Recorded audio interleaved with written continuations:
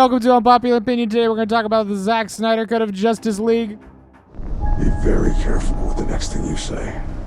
Joss Whedon's cut is better than Zack Snyder's cut. That's not very careful.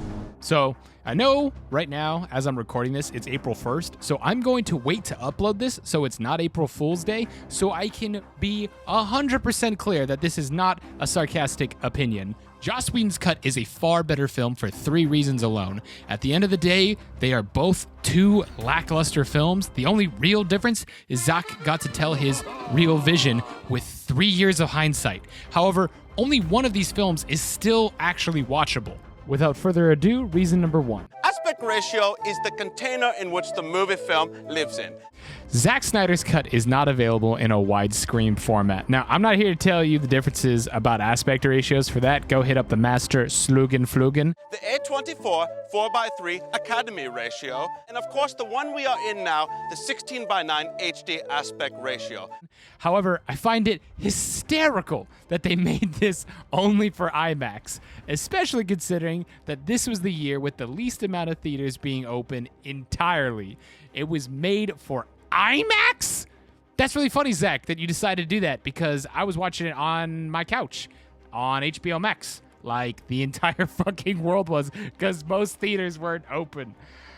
It also doesn't add anything to the experience. While many classic films and some newer indie films use that aspect ratio, it usually matches the tone appropriately. But not only was it a weird decision, but it was also easily fixable. In fact, they did fix it in Joss Whedon's theatrical release. So long. The original is over sooner. Zack Snyder had an additional 2 hours, making an overall 4-hour film and doesn't add anything. With that much time, I expected more plot elements. Instead, I got a pretty decent cyborg arc and some slightly better CGI, arguably.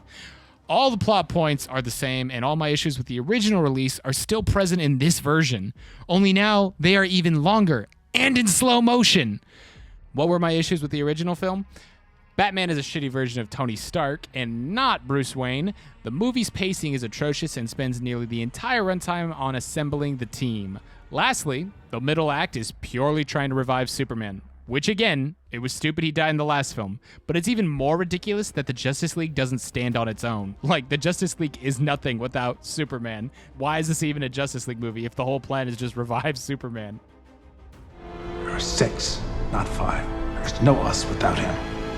But ultimately, I would have to say the Joss Whedon cut is better because I can see the goddamn thing. I mean, look at that. Gorgeous. If I have to change the settings on my TV to see your film, Zack, you colored it wrong. I thought it was weird people talk shit about the orange sky in the Whedon cut, because that is actually what Zack Snyder does in every single one of his films he's ever made. Like, look, I'll show you his demo reel.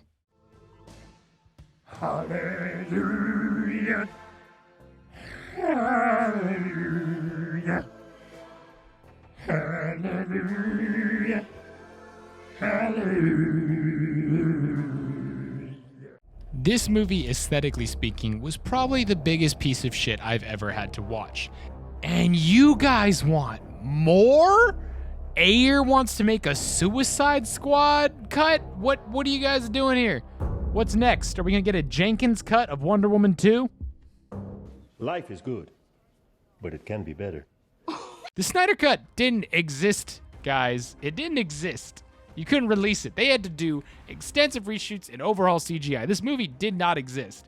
And the reason these films haven't done well is not because of Zack Snyder's vision not being realized. It's because he's a shitty writer. And honestly, a lot of the decisions that he makes are really questionable. And I like a lot of his films. I really do. And I like DC. I want it to do well. I want Marvel to have an actual competition. But right now, it doesn't. I know everyone hates Whedon at the moment, but he had a quote I really appreciated. It has always been my ambition never to do a director's cut of anything, and always to make the movie with the studio that we both want to make. When you make a film, that is the film.